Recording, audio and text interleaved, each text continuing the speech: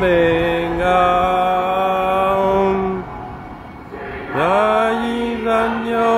nesitenda Sabasajja Kabaka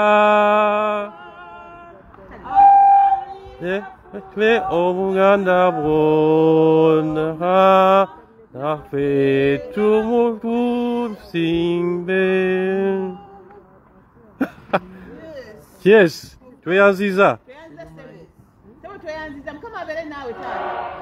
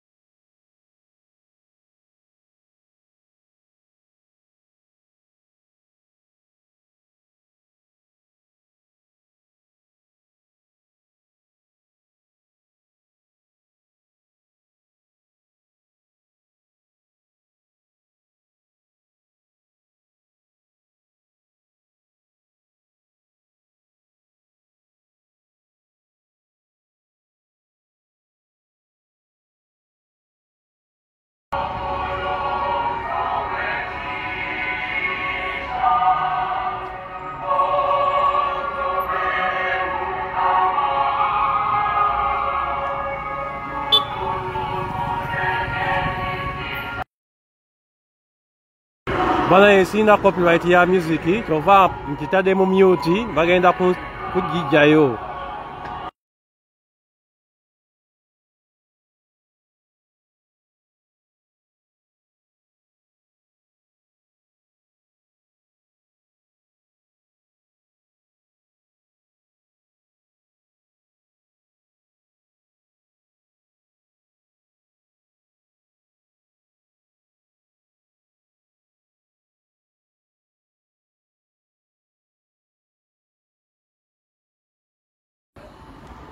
Banaye munansonyiwa ababaddeko mute nze ngitadde ku mute lwakuba sirina copyright. Omanyi Facebook ennaku zino byekola kasi oteekamu music nga bakusalako.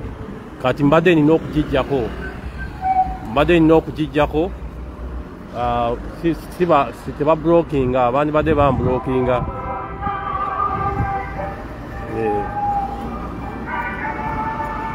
So munansonyiwa wano tuze kuva ku makya we tuli twatandikidde ddala. Tuli wano Katundu bayitawo Green Towers bayitawo Green Towers. So we tuli nnyo tuze tukiikirira Ssaabasajja Kabaka. Tukiikirira Ssaabasajja kitiibwa akituwanyisa twagala ekitiibwa kya Ssaabasajja kibeerewo mirembe n'emirembe kivoolebwa.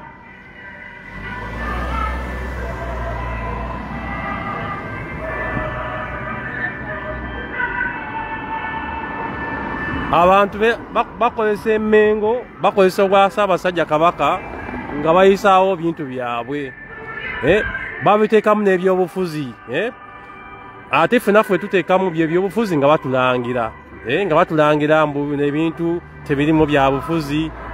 Okutegeera ndowooza mbalabe tetujja kubalabisa bonna abantu abalimu enkwe mujja kubalaba bonna. Tujja kuba batatuusaako mubalabe. Namayiga bamukukusizza ne bamuyisa eri emabega ate eriyo omuntu atudistractinze ne tuboba naye nga akatambi kajja kufuluma Mayiga nga bamukukusa nga bamuyisa emabega. Balina 2 entrance zokka naye nebaza nnyo abakyala naddala abasobodde okujja. Banaye abakyala mukolera ddala omulimu gw'amaanyi okulwanira eggwanga Uganda. Mukolera ddala omulimu gw'amaanyi nnyo. Ndowooza mulaba n'ensaasu zireese. Ensaasu nazo tuzireese. Abaana tuzireese.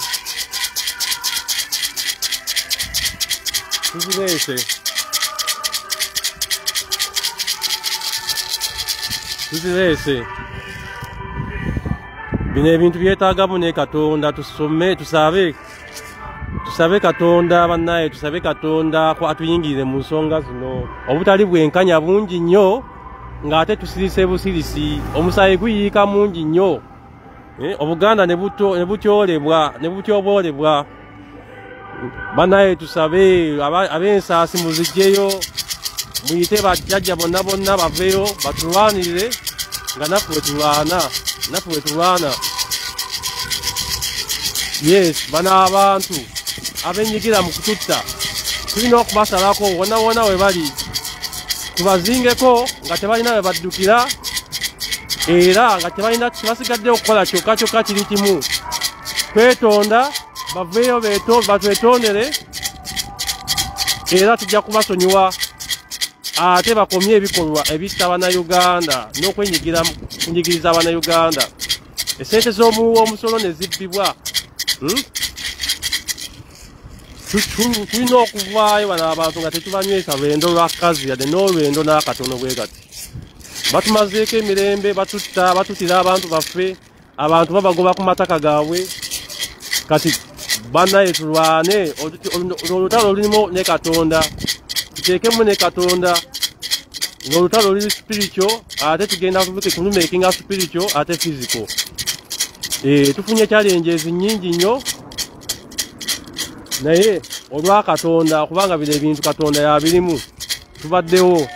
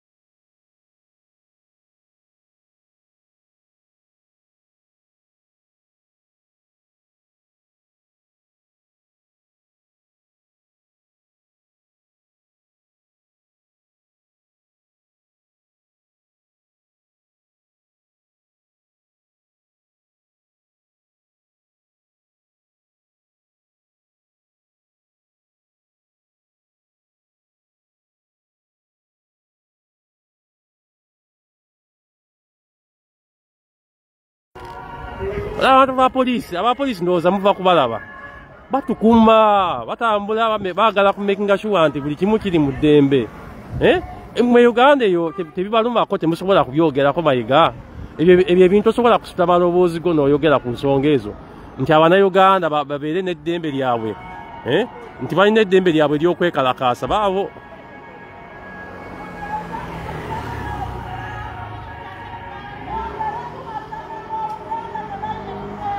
Mubalabye ndowooza. Ffe tujja kubaweereza. Tujja gezaako kubaweereza, tufunye challenges nnyingi nnyo naye tujja kubaweereza. Bwe yakatuuka sharinga, taginga munno, mayiga tumusazeeko, bamukukusiza emabega wali ku mulyango ogwo. Ogwo omulyango ogwo bamukukusizaamu. Emmotoka yiyo gye bamuleeteddemu enjeru eyo. Ne bamukukusa, ne batuwa diversion yiyo. Bamukusiza kati balese ka program kawake NRM ndowooza mbalaba baba bagenda wali waggulu balina kagundi ka holo wano kalina gundi bbiri zokka kalina floors eya wansi kalina actually floor emu yokka kati baba bagenda kuteeseza muli ebya NRM byabwe beerimbise mu Bwassaabasajja Kabaka naye ng'ekikulu kyabyo kyonna bali mu NRM programs mubalaba baawo.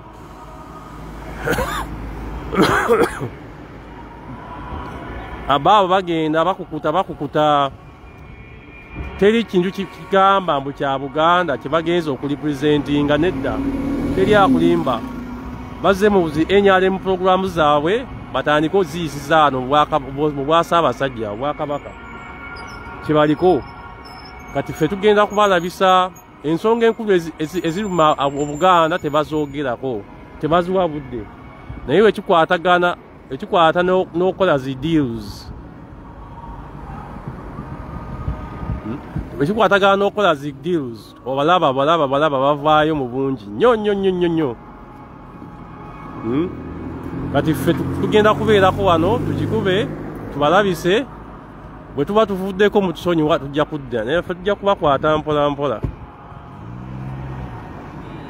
naye abatasobodde kujja abafunye obuzibu mwenna tubasaasira n'enkya nalwo lwetuli nnyo wona Mayiga bwagenda ne Museveni ne ba agenti be bonna we bagenda tugenda kubasangawo tebasobola kumalako n'amaanyi g'abantu of course tulinamu enkwezenge ezeggata nabo naye nazo tugenda kuzikwatako mpola twagala kutegeera nyingiza n'afulumya y'abantu abo bwebanga bakola emirimu egiri kiriini twagala kutegeera nyingiza yaabwe n'enfulumya yaabwe bino ebyokunyagula abantu ettaka lyabwe nga muliguza bagwira mubanyaga mufuna sente mugula amataka na bitundu mu nsi zino ez'awabweru nga ewammwe mwonoonayo tetugenda kubikkiriza Abannayuganda kigenda kutuuka ekiseera tweddiza ebintu byaffe byonna bye baaguza mu bukyamu naye temungamba volume abaliko bannaye ngezaako okuvaawo wali awali music baleme kujjayo live olwa music alimu sina copyright yayo Facebook ejjako olwa copyright laws emateeka ga copyright kyova mbijjeeko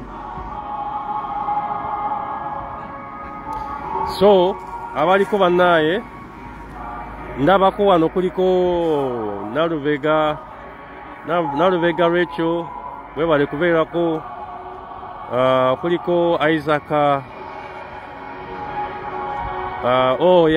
kuliko Isaac wano yena aliku Elgon Investigators big up tuli presentinga munnaye anti nange olaba wano nange mbadde mulwadde naye singa sibaddewo kati ani yandibadde akwata live eno mu bantu abazze wano teri alina live kati ani yandigikutte era olina okuvaayo naye nga weebeereramu mpola kino ekintu wetubanga tumaze okikwataganya buli omu abeera n'omulimu gwakola buli mulimu yeetaagisibwa okulwanira eddembe lyaffe temuggwangamu maanyi n'obeera eyo n'ogamba simanyi ndi bulwadde biki sigenda genda embeera yo fena tugiyitamu nzibu embeera y'okutwavuwaza n'otunuulira nga tolina na transport akutambuza ng'oyagala obeerewo naye nga tolina transport embeera tugitegeera naye kyonna ky'osobola okukola kikole naddala abavubuka twerwaneko teri agenda kulwanirira ddembe lyaffe tulina okwerwanirira beffe bennyini kitegeera tunaabeera awo nti nno bali batulwanirira oli agenda kunwanirira tebiriiyo ebyo tulina kuvaayo ffenna twegatte naddala abantu abanyigirizibwa tumanyi bulungi abantu abanyigiriza batono nnyo akakundi k'abantu abanyigiriza batono nnyo naye nabo abebegattako ne bakolagana nabyo ne bagenda mu zi meeting zaabwe tuba profile nga temufaayo tuli kubakwata ekiseera kigenda kutuuka abo abantu bajja kutubuulira ennyingiza yaabwe n'enfulumya yaabwe bajja kugitubuulira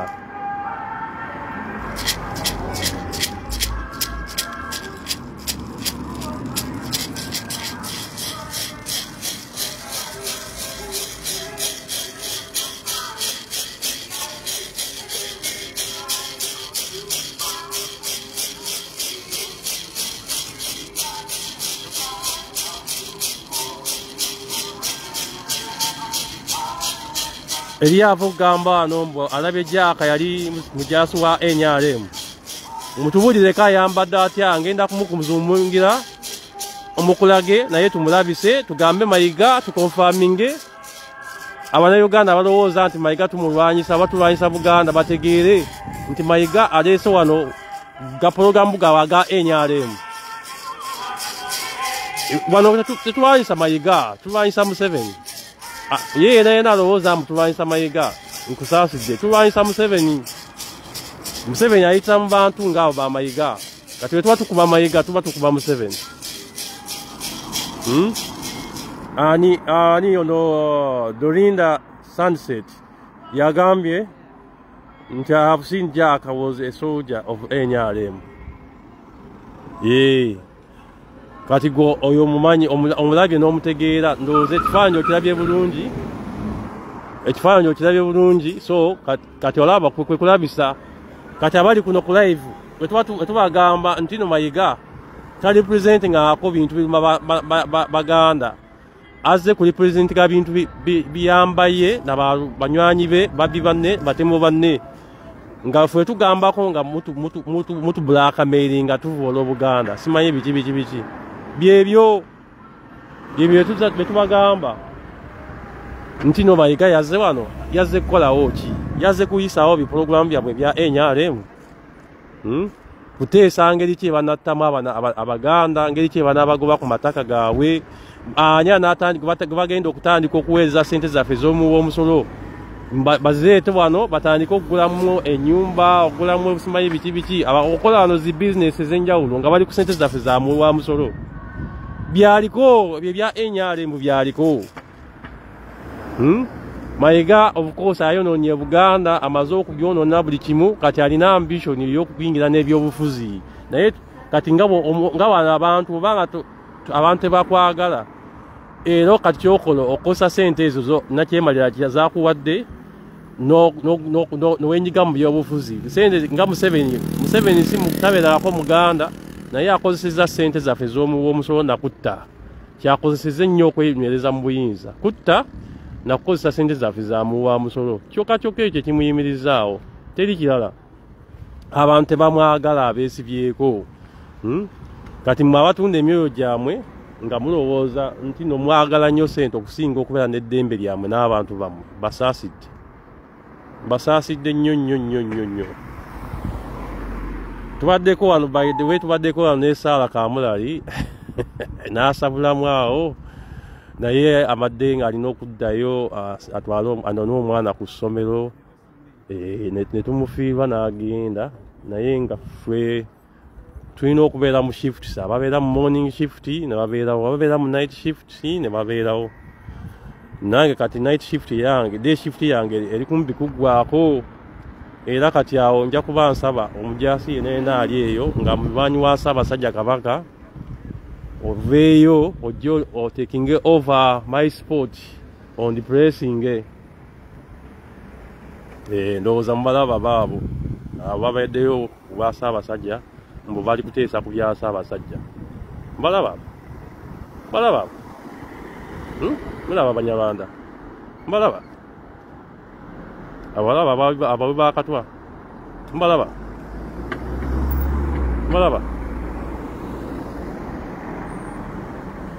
bwe tubagamba ne mubeeraawo nga mwesiruwaza abantu batambuza puroguramu zaabwe basiiba bateesa ngeri ki gye bagenda okwongera okutufugira ddala n'okututta kyebabeerako buli lukya babeera ku mulimu gwa kuteesa ngeri ki bongera okututta nga ffe tuli awo twetuddeko bano abantu babuulira kati bali omwo abalala bali omu Baganda nnyo bagenze bayingidde omwo naye butwa bajja kubattawo mpolampola bali awo batyazanya ffe tubabuulira kiri eribo tubabuulira nti genda eyo ng'omanyi ogenda kunywirayo akatwa genda eyo ng'omanyi nti oli kulya mu Ssaabasajja olukwe ekiseera bwe kinaatuuka nti bino ebintu mwabirabanga obubaka temwabufunanga nga tebalina kye baddamu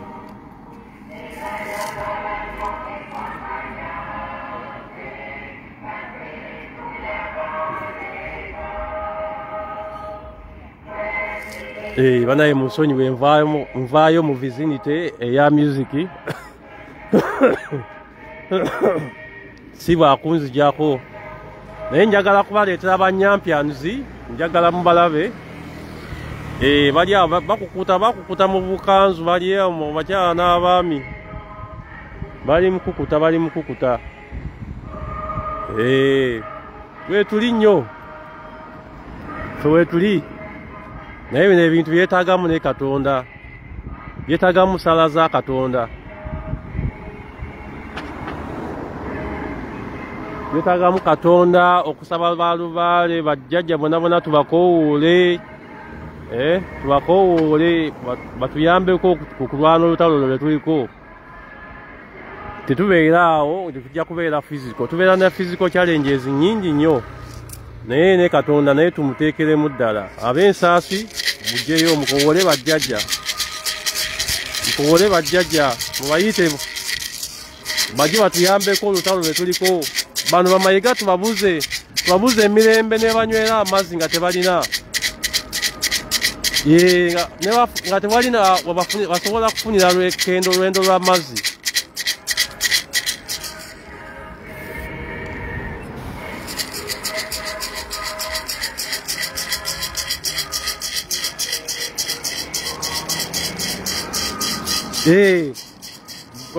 brother investigators Elgon investigators tuli wano nze kati olaba gwengeri gyotaliiwo buno guli suppose kubeera mulimu gwo naye nga gwega bwotaliiwo kati mbalina okuli presentinga investigator Elgon investigators TV okitegeera owaye tulina okubeerawo wadawona ng'obanga toliiwo nga nze nzija nkukikkirira kati gwe omulimu gw'olina okubeerako watraininga bulungi oba watraininga paka ku level ki ku standard zikomawa naye ffe amawulire wano tugakutuusaako live tukutuusaako amawulire live wano nga si masengeje gaamu tugiyita A B tugiyita B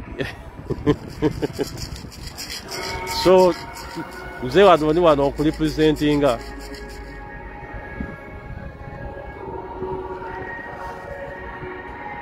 so abaana we bali nnyo mayiga obubaka bufuna ne babbi banne batemo banne obubaka babufuna ate balina ensonyi batya bonabona batambula beekweka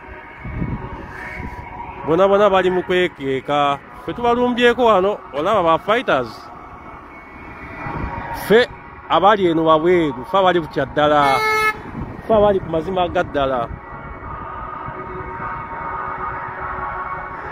fe abali ku mazima ga ddala fe abo abakyala abayimiridde wabweru abo bali ku representinga abantu emiliyoni z'Abaganda abanyigirizibwa ku mataka gaabwe abo abattibwa abo abakulu b'ebika abattibwa n'amasasi emundu za Museveni ne bamala ne bazikweka nga bamaze okutta emundu ne zisse Abaganda ne zikwekebwa tuli awo tuli presentinga otegera tuli presentinga bano abantu balina empisa era oli ayimiridde n'agamba ngende wuuyo agenze oyo agenda n'ekimotoka ekyo ekirinagunti ayimiridde awo n'agamba ngende ne mugamba genda taata nga yananyini kubo asasula omusolo naye abadde polite n'agamba ngende ne mugamba genda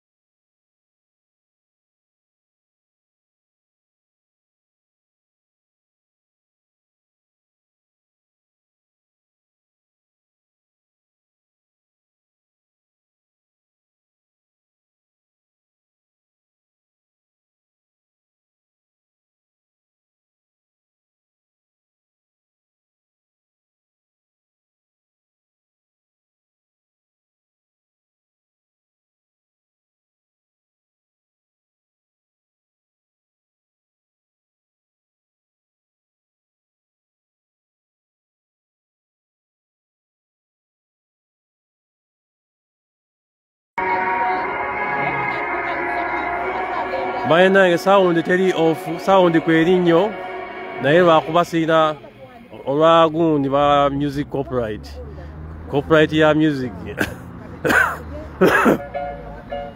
kyova nzijjako live baba bagikulayo. Thank you, man. Thank Thank you.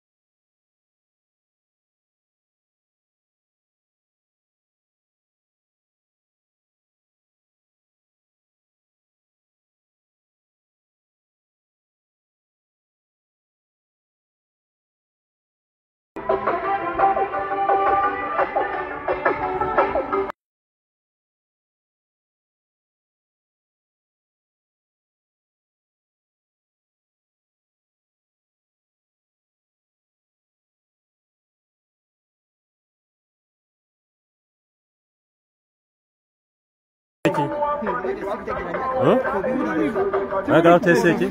Ffe tuzze kwekalakaasa wano tuze kuteekawo obutali bwenkanya. Tetuzze kuteesa wano. Okuteesa kwaffe kwe kuno twagala obubaka babuwulire. Yes.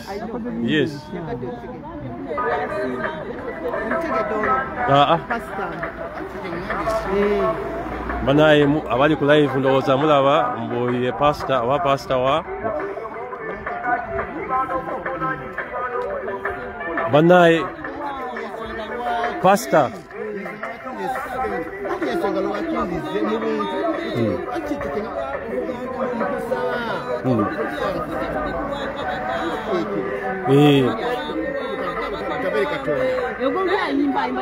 Hello.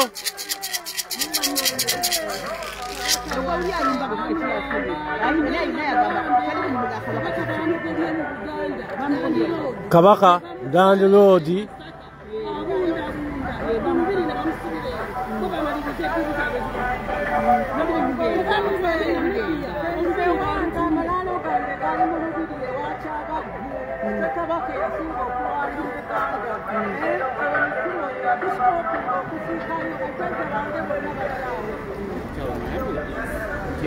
Mugambe ko bw'oba osaba ogamba Katonda akuyambe akuwe omutima ogulwanira abantu be mu kifo ky'okwenyigira mu kubanyigiriza.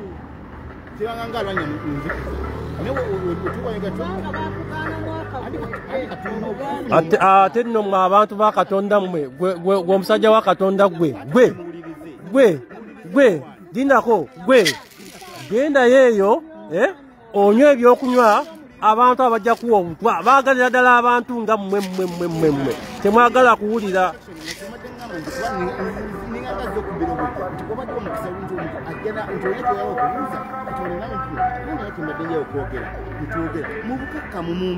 Kati tweyanziza nnyo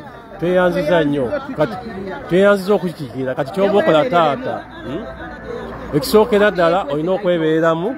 Tujja kuba tukyali awo nga naawe olina allergy lwakuba oli presentinga nsonga za Katonda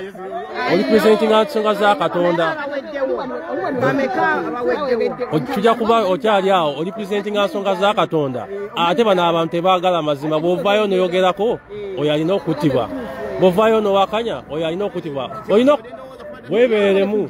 Tweyanziza nnyo naye obubaka bwaffe kati obubaka bwaffe tweyanziza nnyo kati obubaka bwaffe taata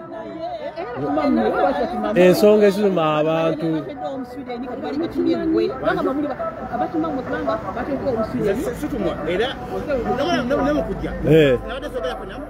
Yesu oyogedde kitaffe mu Katonda tukusaba ekintu kimu mukozesa amaloboozi gammwe Katonda amaanyi Katonda ge yabawa n'obuvumo bonna mubukozese nga temwekiriranya temutiririra era nga bw'ofunye obuvumu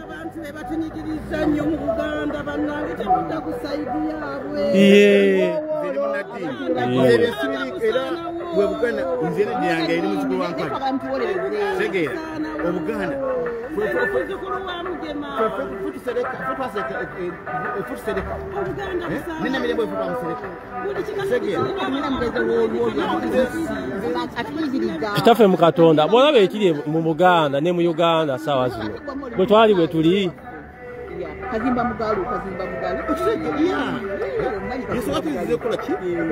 we twali we tuli wabo.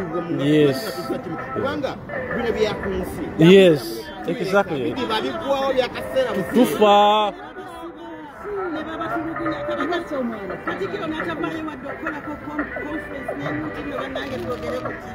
abantu bafa bakulu batibwa abantu kati nga gwe oli wankizo nnyo kati gwe bebaagala mmwe ne bafa eri ne bakuba amasasi.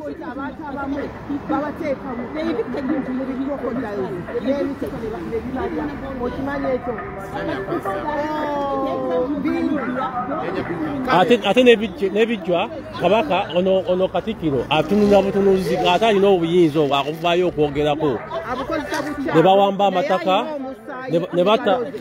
ne bata abakulu ne babakuba amasasi. n'alema okwogera ku kitta abantu ng'ekyo kintu ekibi nnyo. Ezo nsonga nkulu nnyo. Tweyanziza nnyo.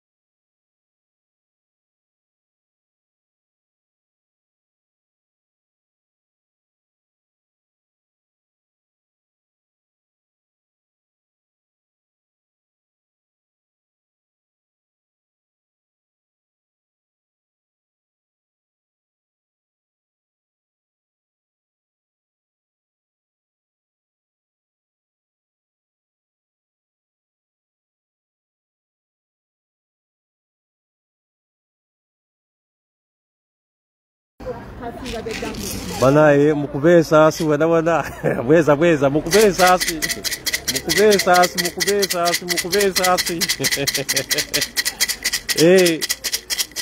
bajjajja bona bajje batuyambe ku batutaase kuba agent ba Museveni abali wano bona batutaase emirembe gibabule mabere nga tebalina mirembe.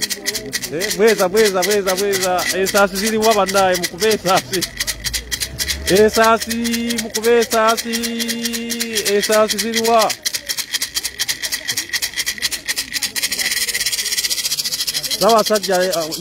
Ssaabasajja ali mu buwambe tasobola kweyagalira mu Buganda bwe. Mu kingdom ye Ssaabasajja tasobola kweyagaliramu.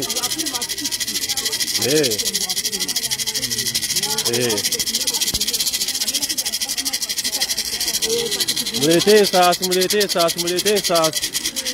Mujeyo esasi. Esasi muzigeyo. Mujeyo Ssaabasajja ali mu buwambe. Tuveeyo. Ssaabasajja ali mu buwambe.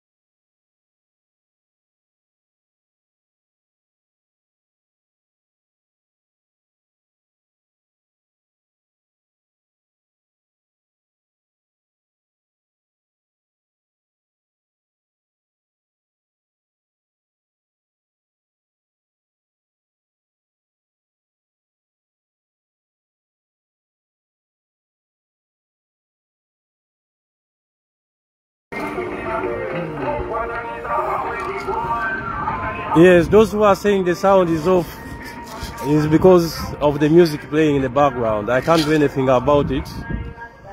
So when the music is on, I just mute it.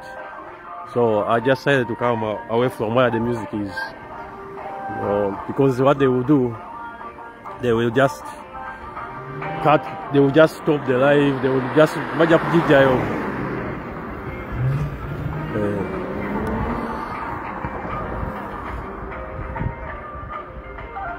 so tubadde tukyali awo ng'ebeerayo omusajja simanyi yeeyita musajja wa Katonda ayambadde Zapuli mbu azze naye kwetabika mu mikolo gino ng'ayagala tuteese ne tumugamba tuteesa ebintu tuze tusaba ekisookerako ddala eddembe ly'abantu okubeera nga basobola okwekalakaasa ne bagenda ku lubiri nga baagala kulaba Ssaabasajja nga baagala Ssaabasajja ali mu buwambe okuba nga bamugjayo Namibia. Ono Mayiga n'agamba nti tebwakkiriza kwekalakaasa, abagenda okwekalakaasa mubakwate. Enanga n'avaayo n'agamba nti no Mayiga yamaze okwogerako eggwanga kati mmwe abavaayo okuteekawo obutali bwenkanya okwemulugunya mulina kukwatibwa olw'okuba muze okwekalakaasa mu ddembe ne mukwatibwa ng'ate okubajjayo mu makomera gye babatadde ate olina kusasula sente ne wejjako akasente kaak'ekyavu n'oziwa simanyi bweyimirira n'oziwa abantu abatonotono bwe bati naye engeri eddembe Abanayuganda lye bandibadde nga balirina nayo nga tulina kwegayira bwegayizi okulifuna bintu bibi nnyo. So ensonga ze tubeerako wano netugamba bano abanaddiini abagamba tuteese ku ki? Museveni ne agenti be si bantu bakuteesa nabo, tebaagalangako bintu by'amazima na bwenkanya. bayimiriddewo kutigimbula abantu, kutiisatiisa abantu,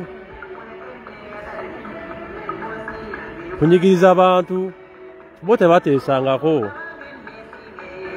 So zino ensonga kati wano bwe tuli bagamba si byabufuzi naye olabira ddala nga byabufuzi binnyinyi beerimbise mu bya nnono naye ng'olabira ddala eby'ennono binnyinyi babisaanyaawo.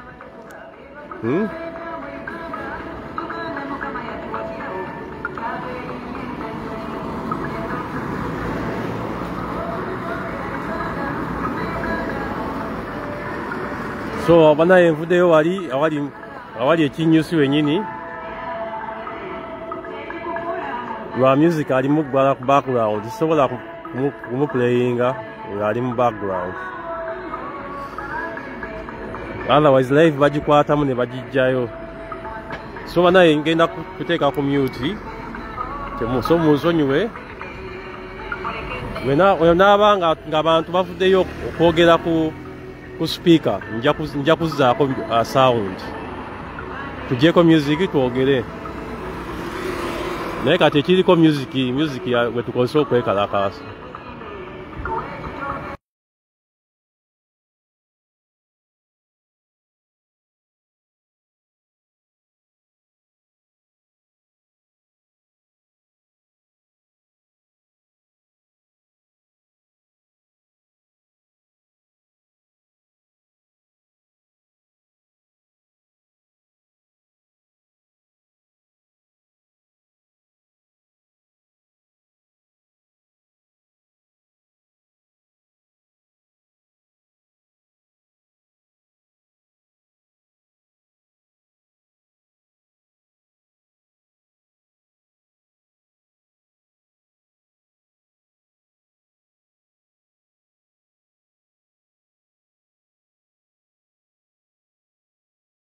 Sometimes you worry about some black people, man. Everything we do to each other is unreal, innit? Do you know what I mean? Mr. Africa's like that. It is, innit? I mean, but we got wise up, man. But these guys, man, they're still backwards, man. You know, why can't you be a president for like 40 years? Yeah. More. A lot of Arab countries, all them, man. No, this is it. Yeah. I think he's trying to copy the Arab one. You know, the Arabs, like, when the geezer goes, the president goes, gives it to the son. This guy's doing exactly the same. He's trying to do exactly the same. Like, put to them. literally. You know what I mean? Yeah, so we just thought, you know what I mean? We're not gonna give him an easy time. He might be in there. Let's protest so that he knows that. Yeah, just be a little fun in his side. Do you know what I mean? Yeah. Thanks, bro, for asking. Yeah. Just bang and saucy beach. Just bang and saucy beach. Now you join the protest. You join the protest. That's it. That's it. Thank you. Cheers, man.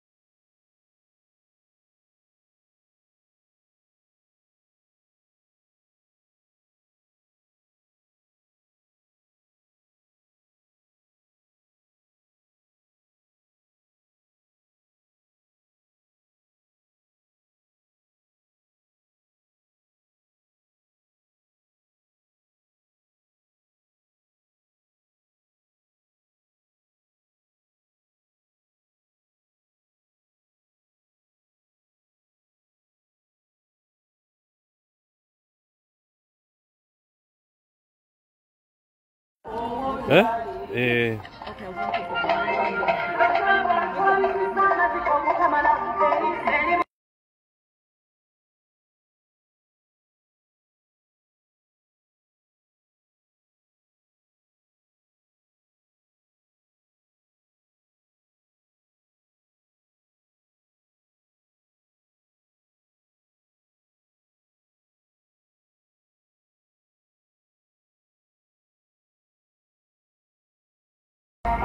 Banaye tukomyewo eriyo atataganyiza ano nga nkubira essimu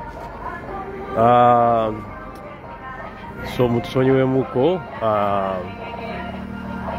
era live eno eri kumpi kuggwako kati ekinyusi kyennyini tubadde tulinda Manyiga aveeyo tumusindikire message zaffe tulyoke tuggalewo ekintu tukiggale so muna tusonyiwa tetweyagalidde live ekutuseeko naye katukomyewo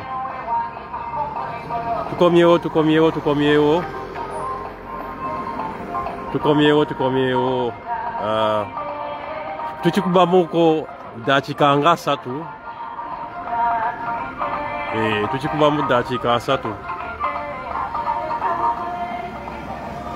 tukitambuzaamu dakiika 3 taginga muno sharinga Mayiga mbega wa Museveni Mayiga akola emirimu gya Museveni tumusazeeko tumulinze wano ate bamukukusizza kati twagala nze ngenda kumusalako wano ngenda kumusalako tumusalako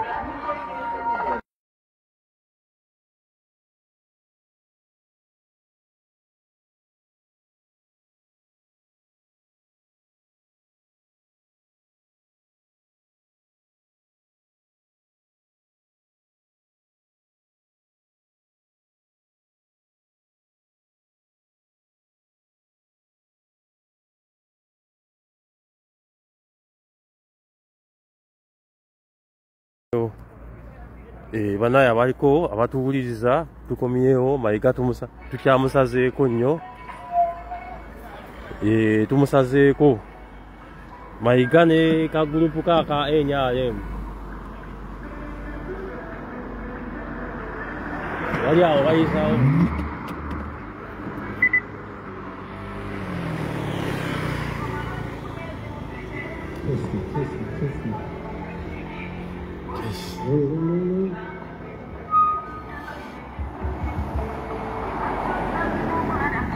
ndowooza mutyaba tukikuba oli naye ajjeyo akazindaalo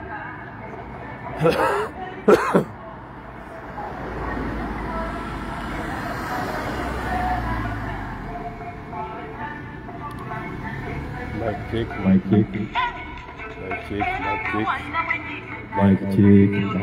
1 2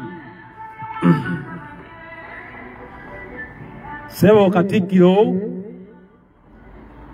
tuze wano okutegeeza nga tekutuvodde naye okutegeeza nti oyagala kwefuula nannyinimu naye toli nannyinimu oyagala kwefuula landlord naye toli landlord Sebo Mayiga si gwe osoose okubeera Katikkiro wa Buganda n'abo bwemutembeeta nabo bwe mukukuta nabo twagala okubajjukiza nti no si gwe osoose okubeera Katikkiro wa Buganda era si gwe agenda okusembayo tuli wano nga tukutegeeza lwakuba tufunye akakisa kano nti bannaaye ebiri e Uganda temubiraba abaana bannambi abanyigirizibwa abattibwa ku mataka gaabwe abanyagibwa amataka gaabwe nga temwogera nga muli eyo musirise mulinga abatabiraba temubiraba kati nno tufunye omukisa n'ojja wano wennyininyini nga poliisi esobola kutuziyiza kujja kwekalakasa mu ddembe era wano teri kirala kye tuteesa okujjako okusindika omubaka bukutuukeko weekubeko mu mutima olumirireeko bannayuganda abanyigirizibwa era twagala ekitiibwa kyo kibeere nga kiri saved ekitiibwa kyo kirina ng'okisigaza tutya bwe wowe kuba mu mitima n'otandika okuvumirira ebikolobero ebikolebwa ku baana bannambi neweekuba ku mutima n'ositula eddoboozi lyo nga Katikkiro noyogera ebiruma abanansi abannayuganda abaganda mu Buganda ojja kuba okukola mulimu gwa maanyi nnyo gwa ttendo nnyo era abantu tujja kuwagalira ddala era abantu tujja kukuwa ekitiibwa naye we wenyigira kwaba banyigiriza okutta abantu baffe. Omutaka Luboma yakubibwa amasasi naye ng'emmundu ezimukuba amasasi ziva mu gavumenti ya Museveni. Kati gw'oli musanyufu nnyo nti abataka ba Ssaabasajja battibwa mu ngeri eyo ate n'osirika n'olema okuvaayo okuvumirira ebintu ng'ebyo, oli musanyufu nnyo? Ffe tugamba nti nno wandisoose kulwanyisa bintu ebyo ebiri mu Uganda, mu Buganda, n'olyoka ate ojja n'okiikirira Ssaabasajja wano e Bulaaya. Ezo ensonga nkulu nnyo.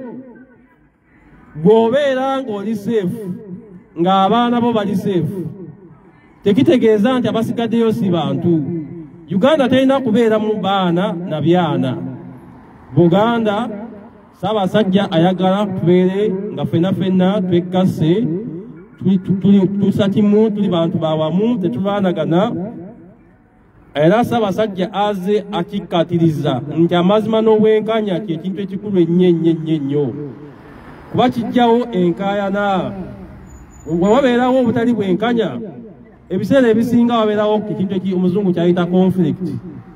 Kati eno conflict eri wano, abantu ba Ssaabasajja bali awo beeyawuddemu. Abamu bagamba tudde ku sayidi enyigirizibwa, abamu bagamba nedda, abantu baffe tetusobola kubatunuulira bwe batyo nga babonaabona, battibwa, bali mu nnyiike, bali mu bulumi obw'amaanyi. Ffe ne tubeera eyo ne tusirika busirisi ne tuwumbako emikono. Kati gwe Katikkiro olina influence nnene nnyo okuvaayo n'okozesa eddoboozi lyo ng'olwanira abantu ba Ssaabasajja, ng'ovumirira ebikolobero ebibi ebibatuusibwako. Ebikolobero bino nga wammanga okusanyaawo amasiiro, okusanyaawo ebyobuwangwa, okuttibwa abaana ba Buganda ne babasaddakira ku ttaka lya Buganda. Ekyo kafuuwe, ekintu kibi nnyo. Tuvaayo wano nga tukutegeeza nti bw'oba okola ebintu ebirungi nga bikuweesa ekitiibwa, ng'ate oyagala nnyo ekitiibwa kyo, era ekitiibwa kyo ekyo kikyo tugenda kikuwa nga tokivodde. Naye kasita weenyigira mu bintu ebivoola ekitiibwa, taata n'ekitiibwa kyo kyonna kigenda. Era akwagalako yakola ki? Abaganda bamanyi olugerero basobola okunziriramu. Akwagalako yakola ki? So tuzze wano Katikkiro nga tulina omukisa gw'amaanyi nnyo. Tumanyi bulungi nti Uganda, mu Buganda ewaffe wennyini ekyaddondo, tetukkirizibwa kuvaayo kuteekawo butali bumativu mu ddembe. Kati twagala obengo kino ekyawala ekituuse wano, obengo oyigamu ky'oyigamu nti abantu basobola okuvaayo ne bateekawo okwemulugunya mu ddembe era ne bakkirizibwa. Eryo libeera ddembe lyabwe. Era abantu bwe bateekawo ensonga nga z'amaanyi, nga za nkizo, tubadde tusaba nti abantu mbawulizeeko mu abantu abalina ebitiibwa, abantu ab'ennono. Ebitiibwa biggwawo. Ebitiibwa byammwe mulina okuba nga biri protected. Naye kasita muba mukola ebintu nga mwenyigira mu bintu ebinyigiriza abantu, ebitiibwa bigenda, ebitiibwa biba bidduka. Ebitiibwa mukole ki? Mubitaase nga mukola ebyo ebireete ebitiibwa. Kati gogenda kubeera awo bwe tugambako nti okubba ssente, enguzi ereetera abantu okubonaabona, amakubo nga mabi, ekibbattaka, obumenyi bw'amateeka obungi obususse okutta abantu. Bwe tuvaayo ne tugamba kikyamu ng'ate mwe mugamba mbu tuvodde Buganda. Obuganda buba tetubuvodde. Naye mwe abakulembeze be kikwatako muli eyo musirise. Musirise mwetuddeko, mwenjoyinga bitumboowa, ne mwerabira nti bino ebintu bya ku nsi byakufa kuleka. Ekikulu ennyo abaana be tuzadde, abaana baffe, bweffe tunaavaawo enkya ani ajja kuba nga alabirira abaana abo?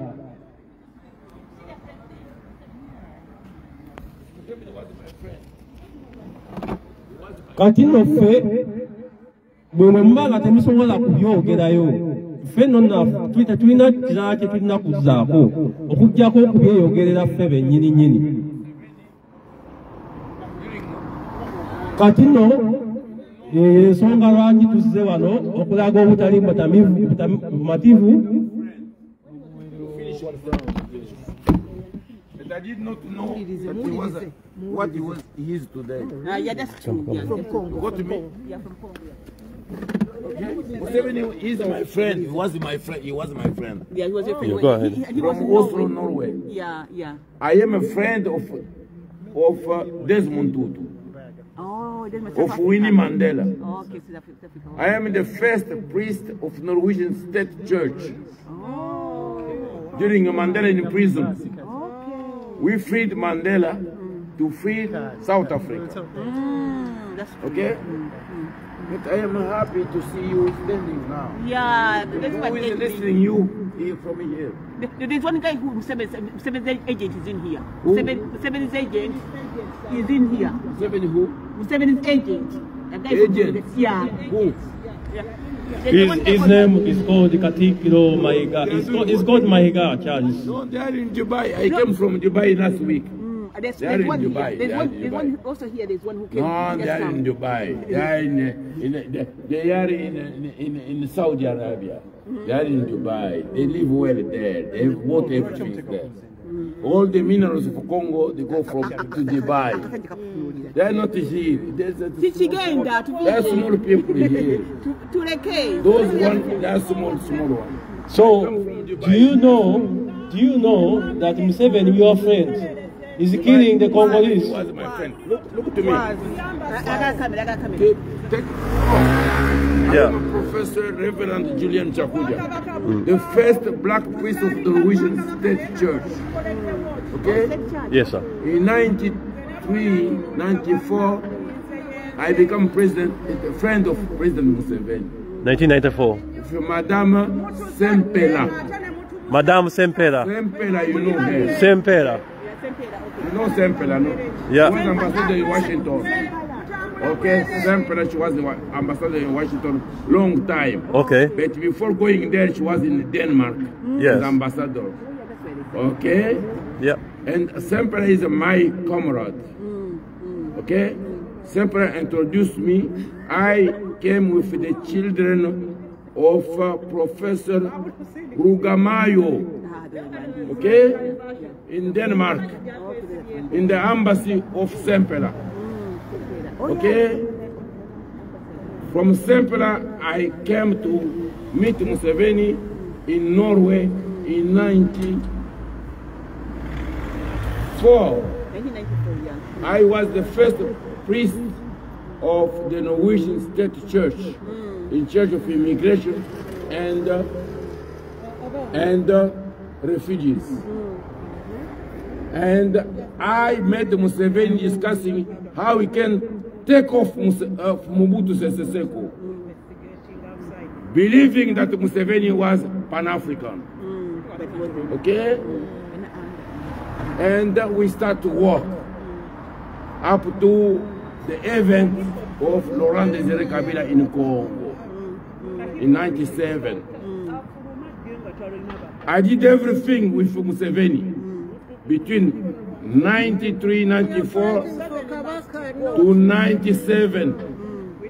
The takeoff of Mobutu Sese Seko. In the same times, I was of Desmond Tutu and Winnie Mandela. I have a question for you. In Congo, do you have traditional kings? No, they Hello? don't. In Congo, do you have traditional kings? No, they don't. I am the king of Bakwanga. You are I the- am the prince of Bakwanga. You are the king of Bakwanga. I am the prince of the Bakwanga. Okay, you are the prince of the Bakwanga, yes? I am kingdom. I am kingdom of Bakwanga. In Congo, yes? Yes. Okay, the reason we are here, Father for Congo. Okay? the reason we are here is fighting for our king of Buganda. I hope you also, your king has power. You Ugandese, you are very naive. We're not naive. One young boy called the hero. Yeah, just excuse me. He was Go ahead. the prince of Baganda.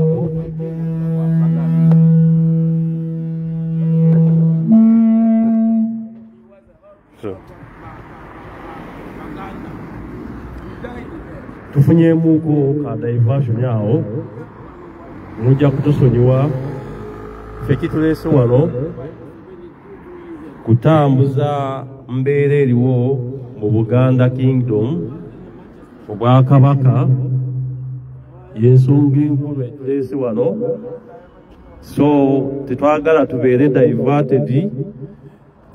Omusajja abadde atubuzaabuza oyo omukongo, so ensonga yaffe ya kutuusa bubaka butuuke ku Charles Peter Mayiga.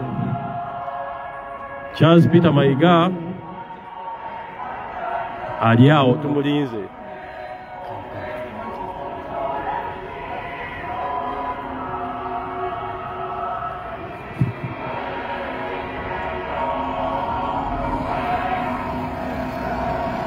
Njagala kubawa glimpse alinga ayagala okubanga avaayo oba avaayo, tutwagala awulire obubaka bwaffe ategeere nti Uganda mulina okubeeramu ng'abantu bonna bonna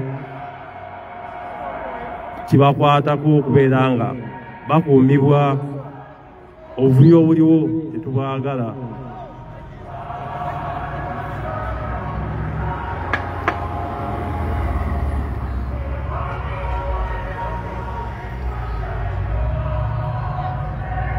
Obubaka bwaffe twagala tubutuuke ku Katikkiro yonna yonna gy'ali abufune. Ssebo Katikkiro Charles Peter Mayiga yonna yonna gy'oli, twagala owulire obubaka bw'Abannayuganda. Uganda terina kubeera mu baana na byana. Ffe tuvaayo nga tugamba nti Ssaabasajja tuli beeraliikirivu nti ali mu buwambe, ng'ate abamuwamba beebo bennyini abakola ebintu mu linnya lye, naye ng'ebintu bibakola Ssaabasajja Kabaka si byayagala. Era ffe twetegeerera, tetuli basiru nga mwe mulowooza, twetegeerera ebiriwo tubirabirako ddala n'amaaso gaffe nga tubyekenneenya tubyetegereza.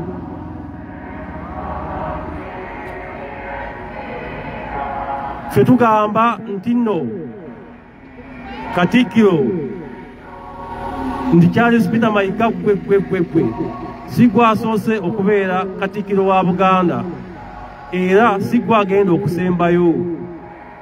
Ffe tugamba nti nno abaana ba Nnambi battibwa mu Buganda nga muli eyo musirise, abaana ba Nnambi babasaddaaka mu Buganda, ekitegeeza mmwe bennyini mmwe mwenyigidde mu kutta abaana ba Buganda nga mwerimbise ku bya Kabaka, nga mwerimbise mu bwa Kabaka. Muli ba agent ba state, ba agent ba Museveni. Ekyo kyo tukimanyi bulungi, era history alina okubajajinga ku bikolwa byammwe. Tetugenda kussa mukono ku kino kye tulwanirira. Ekitiibwa kya Buganda kirina okuddawo, naye kati saawa zino ekitiibwa kya Buganda kikyoboolerwa lwa bikolobero ebigenda mu maaso mu Buganda. Ekibbataka kisuse, okutta Abannayuganda, Abaganda, abantu ba Buganda nakyo kisuse, ate si mu Buganda yokka, Uganda yonna yonna yonna abantu battibwa, naye temuvaayo okusula amaloboozi gammwe ne mwogera ku nsonga zino. Mwena musirise. Ffe tutuze wano kwekalakaasa, naye tetuze mu mirembe, tuze mu kwekalakaasiza ddala bya ddala. Era wano tetulina mukwano ku bantu bakola bikyamu nga beerimbise mu bitiibwa, beerimbise mu Bwakabaka, naye ng'ebikolwa byabwe tebiraga, nga biswaza Obwakabaka. Ebikolwa byabwe by'okubeera nga mubba, mwenyigira mu bubbi, kintu kikyamu nnyo. Ng'okozesa ekitiibwa kyo okubeera ng'okola ebintu ebikyamu, kintu kibi nnyo. Ate tetwagala mutuyisemu mu maaso, nga mmwe mwagale tubawe ebitiibwa, naffe twagala ebitiibwa byaffe mube nga mubituwa. Bwe tuba twogera ku nsonga eziruma Abannayuganda, Abaganda, abaana ba Nnambi, zino ensonga tetuziteekamu muzannyo, nsonga za ddala. You understand? Make sure you take the proper picture. picture and make sure you do something about it. Don't keep it in your gallery. Give it to Mayega to show us that we know, to show him that we know. Those the pictures that you are sending, the pictures that you are taking, please make sure they go straight to Ssaabasajja Kabaka, that he can receive the message that the Baganda people are not happy. The Baganda people are not pleased. The Baganda people are tired and sick of the oppression. If you know you're doing something right, why are you hiding? Why are you on your tiptoe? Why? Where is Mayega? Let him come and talk to us. Yes. Let him come and talk to us. Yes. All of you, you're tiptoeing. Why? Why are you being snitchy? Yeah. Why are you snitching around? Why are you scared? What are you scared of? If he's doing right, why is he hiding? Yes, we're the ones. We're Ugandan children. We're Baganda. Come talk to us, Mayega. We don't want anyone to disrupt us. Mayega should come and talk to us. Mayega should come and listen to what we say. We have a lot of questions for him to answer. Rather than hiding, let him come and talk to us. Let him come as he says and as he claims that he is. Sebo Katikiro Omuganda muli mubuhambe muleme kwebuzabuza abantu baffe battibwa muli eyo musirise mwekweka muveeyo mwogere kukita abantu ekiri mu Buganda abataka battibwa muli eyo musirise mutulimba mumuze kutukiikira wano mukiikira ani mukiikira ani temukiikira Kabaka muli awo muli kubiseza NRM ze muliko muli awo muli kubiseza za NRM ze muliko kiki ennyo kyemukiikira ekya Buganda kiki ennyo kyemukiikira ekya Buganda Mayiga ye lwaki bakukusa bukukusa ekitiibwa kiggwawo wuyo bamukukusa bamuddusa ekitiibwa kiggwawo ekitiibwa kya Buganda kiggwawo Katikkiro tokyalina kitiibwa olina ekizibu tokyalina kitiibwa ebintu byokola bikyamu ekitiibwa kiggwawo n'abo ba agenti bo be mukola nabo bakubuzaabuza bakulimbalimba bakusudira ekitiibwa kyo kiggwawo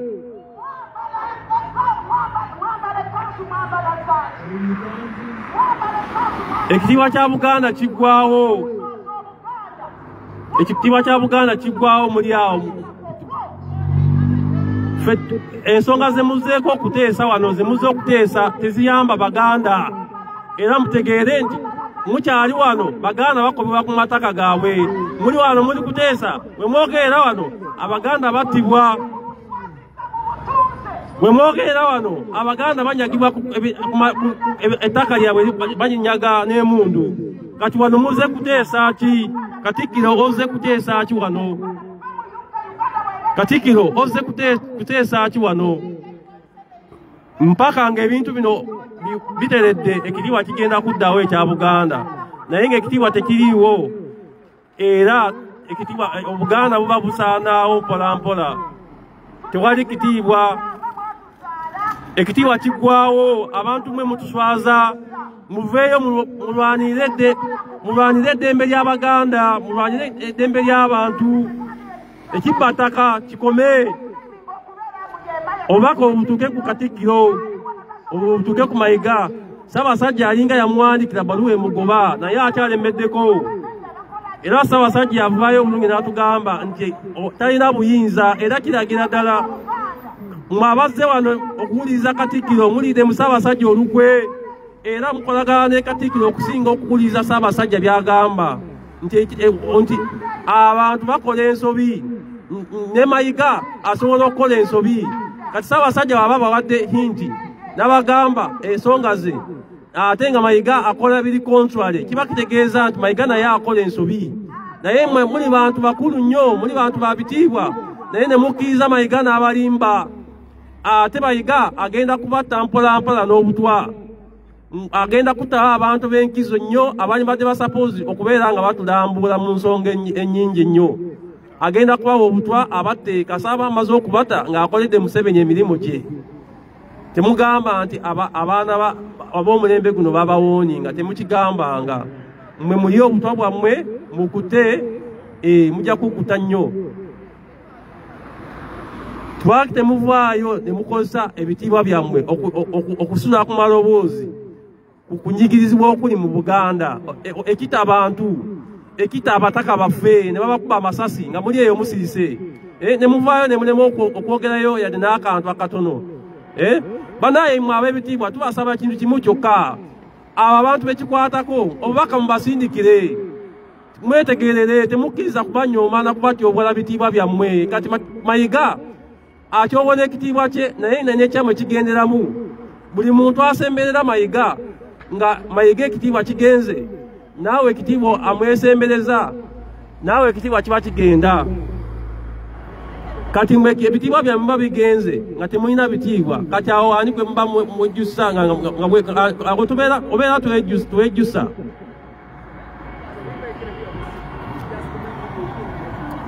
Banaye abaliku Mayiga wuyo bamukukusizza agenze adduse, anyway tadduse naye aganye okutusembeerako wano abuulizeeko ensonga yaffe yadde n'otukwirako kajambo.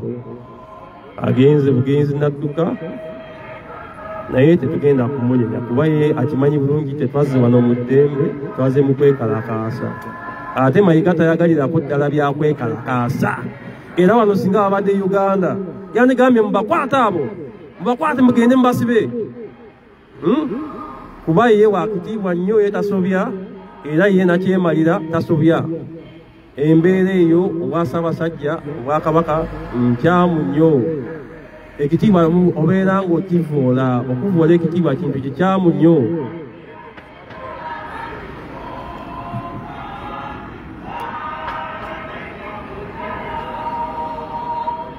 Banaye abaliko ku mukutu Mayiga agenze, kati ne live yange njagala kugikomya wano ndowooza. Mayiga adduse bamudusizza emisinde era bamukusizza ku speed nnyo. Kati ngenda kuwaako fighter omu ayogere. Kanziki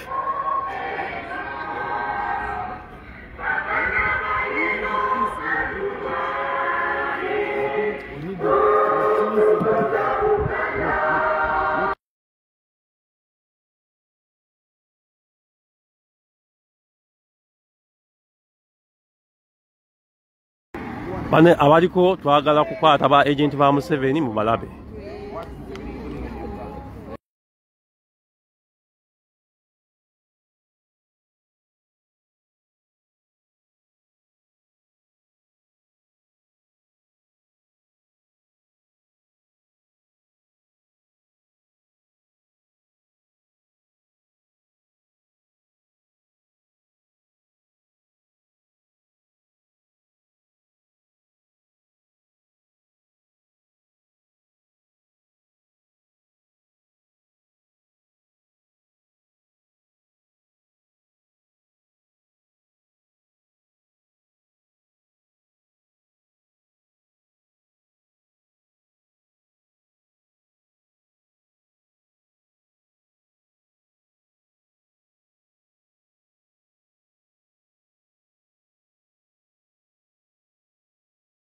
Banaye mulio mukongo kwali naye ali kubakwata naye abanoonya.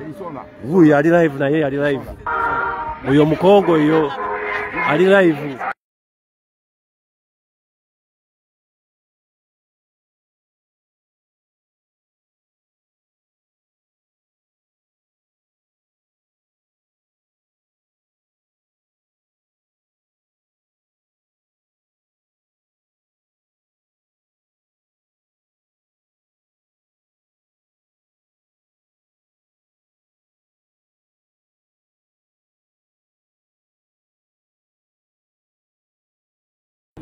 Ndoza muliro mukongo naye abakwate abakwata naye ali kuba profilinga Voilà les Alpes. Non, mon Congo, là, il y a bouillon.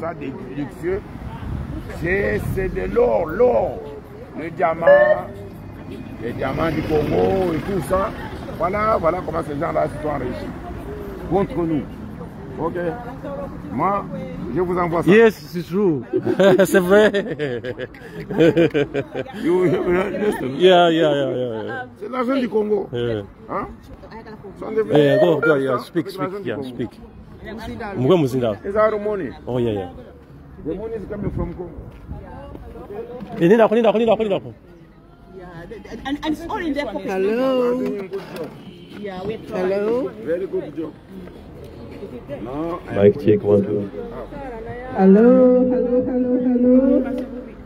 bana Uganda bali wano mwenna tuli wano okubagamba nti ssebo Mayiga twakulabuukirira dda kabaka waffe wamugoba mu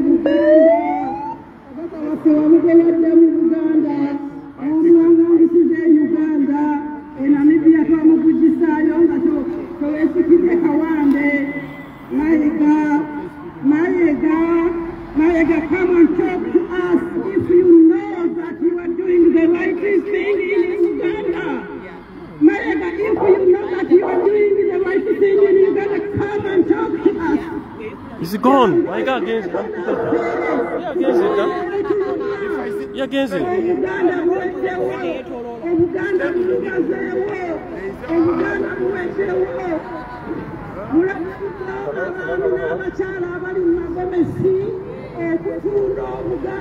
Yes.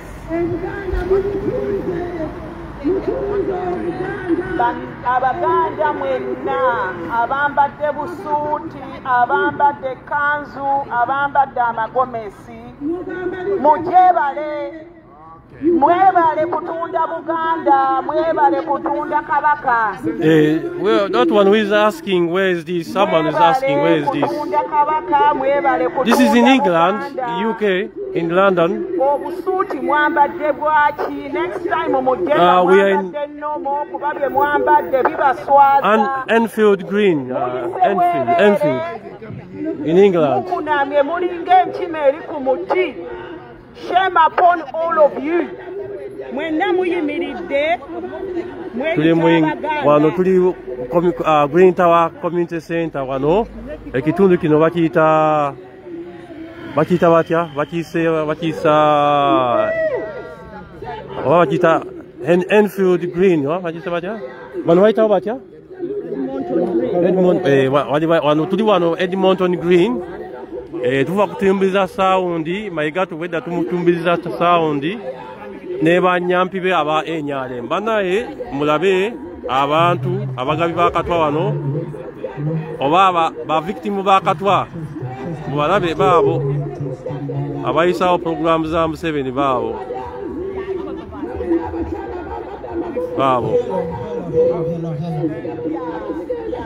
banange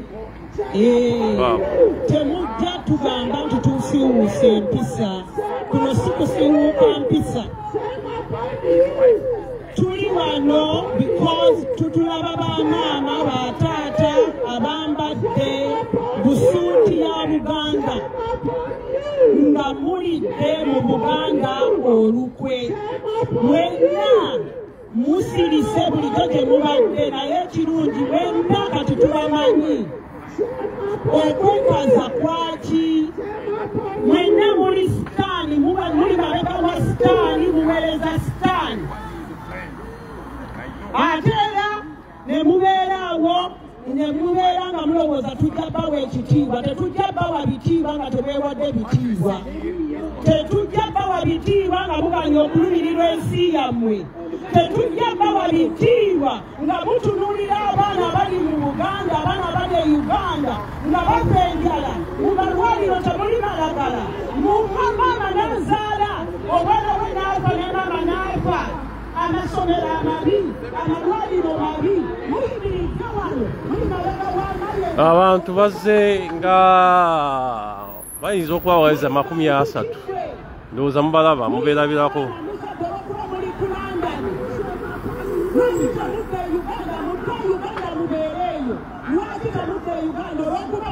Uganda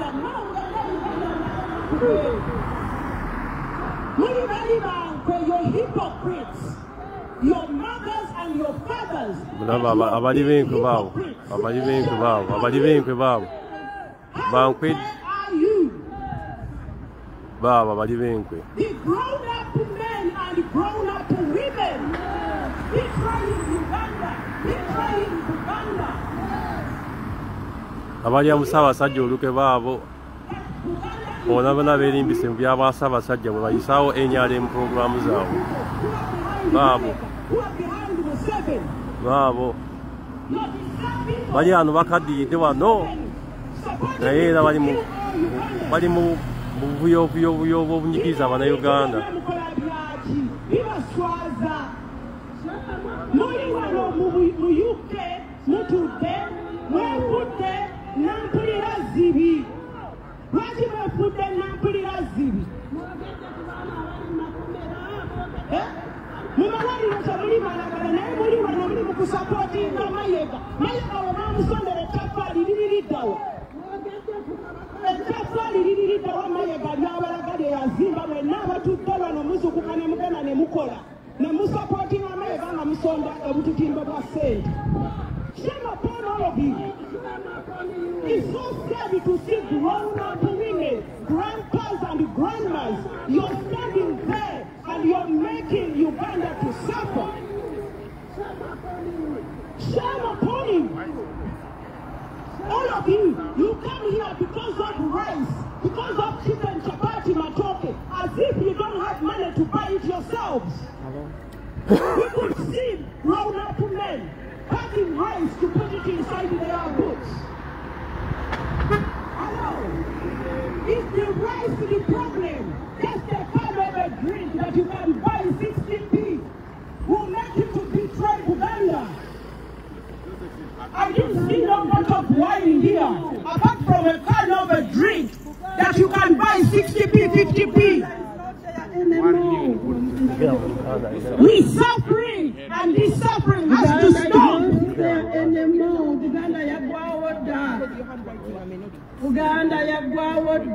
Shame upon all of you. Shame upon all of you. Security, there is nothing you can do to us. Yes. Stop pointing to us. You can't do nothing. This is UK, it's not Uganda. Yes. We're here because we're suffering back home. Abasajja n'abakazi abeebuzizzamu amagezi ne batunda ensi. Lwaki mutunda ensi ku bakaanika drinki n'omuceere n'enkoko n'ekyapati n'amatooke? Temusobola okwegulira bantu mmwe. Next time mugenda mwambadde masuuti, temwambala kanzu, temwambala gomesi. Tukooye enkwe zenge, enzira emboga zenge, n'enziba lyamu enkwe. Kabaka mweera musiridde eri. Tukooye enkwe z'Abannayuganda. Lwaki mubeera Abannayuganda enkwe? Abannayuganda Kabaka mumuliddemu olukwe. Abannayuganda Kabaka mumuliddemu olukwe. Lwaki muliddemu Kabaka olukwe? Abannayuganda Kabaka mumuliddemu olukwe. Yes. Kabaka mumuliddemu olukwe. Olw'obucerecere n'obukokokoko bwe babawadde. Yes. Kabaka mumuliddemu olukwe. Abannayuganda Kabaka mumuliddemu olukwe. Abantu abali mu England ndowooza mulaba abali Ssaabasajja olukwe bawulira Mayiga mukakatikkiro waabwe bamulyamu olukwe. Abo bali kulya mu Buganda olukwe baabo.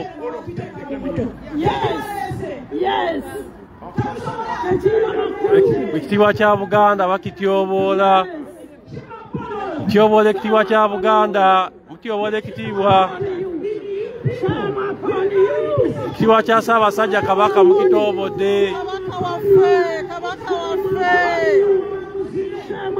Tuli wano lwa Kabaka, tetuli ku bya politics.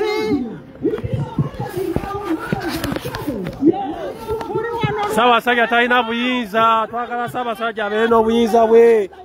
yagamba talina buyinza ate abamujjako obuyinza Mayiga bakukuta nabo Ssaabasajja talina buyinza abamujjako obuyinza Museveni is a killer. My friend. Look to me here. I was the friend of Museveni since also Norway.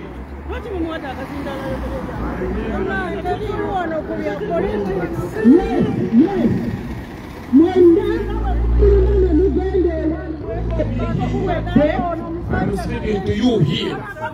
Look to me here. Because the Museveni agent is here, that's why. But you suppose the kingdom. I tell you to you this. You are the kingdom of Baganda. You know the Prince Dixon who was in Manchester.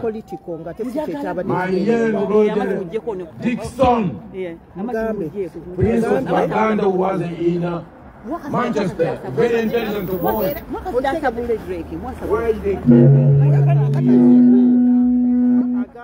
Why he was killed in Uganda from Manchester 2 years ago. Prince of Uganda, Professor Dixon. And I am telling to you, my brother, from all the Great Lake region, we have to be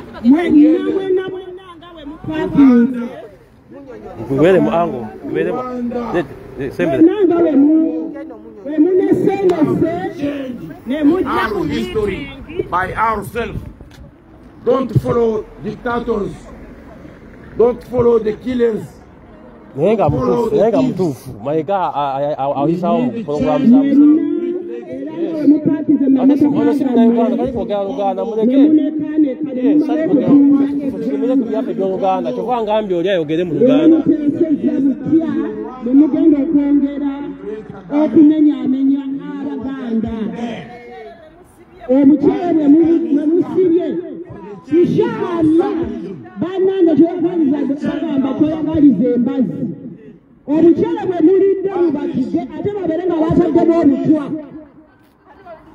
in the world, I am here.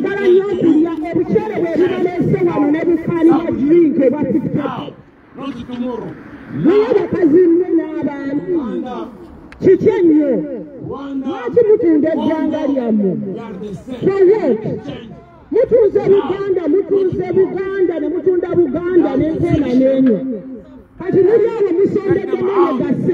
And take over the power for the people.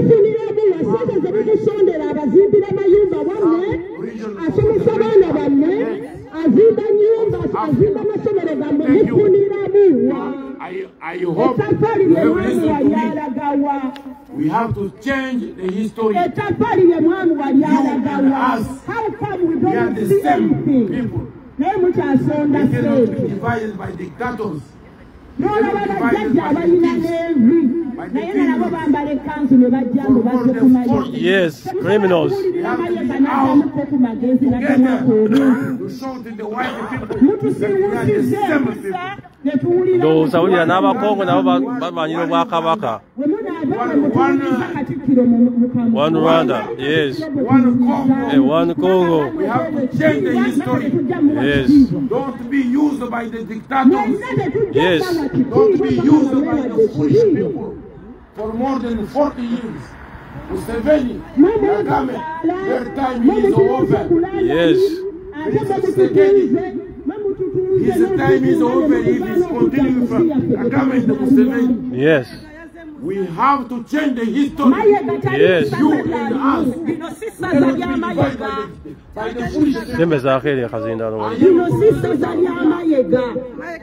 The grandfathers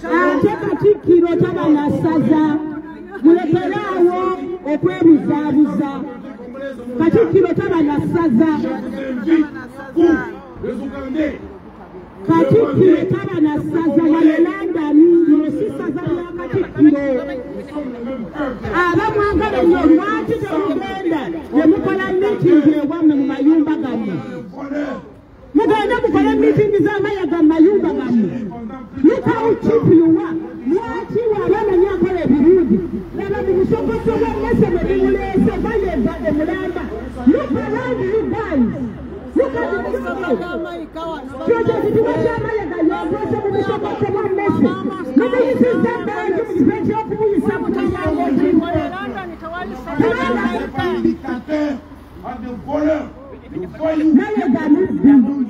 He's a hypocrite.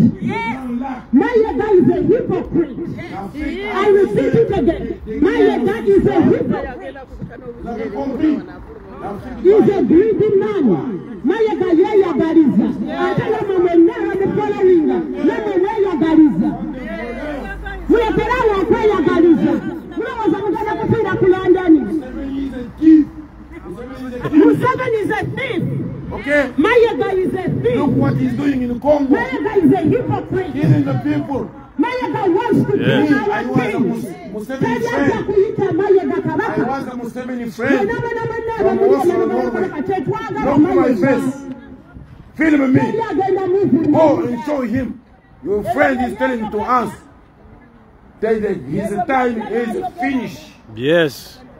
His time is finished. His time and his agents. His time is finished. The time of Museveni is finished. It's the time for the Congolese and Ugandans to unite and chase them away. You are our brother. We cannot be divided because of Museveni. Exactly. We cannot be divided because of Kagame. Exactly. We cannot be divided because of Tshisekedi. Yes. The time has come. Yes. We have to be united. Yes. Change the history. Yes. We are the same people. Yes. Museveni, his time is gone. Yes. We cannot be divided by the foolish people. Yes. By the thieves. Yes. By the dictators. Yes. We are the same people. Yes. We have to be united. Madam, look to me. We are the same people. Museveni is a foolish man. He's a criminal. We need to join together to finish this attack. These criminals. Okay? Oh, I can drink it at 50p. Calculate shema pony. Can't you buy it for 50p? Next time, Jagungo Yaba the suit, Ngomano Yomla Wakoze, Muvemu suit. Enkwe, Mudiamsa Sajo Lukwe. Muvemu Kanzu, Muvemu Gomesi, Kurango, Muri Mukotunda Karaka Chokamuni Mukwambale Bintu. Kakanya Kokonya de Samamukama Kabere Mobutua. Muri Rabi, no, Shama Pony. Yeah, you did well. You did well.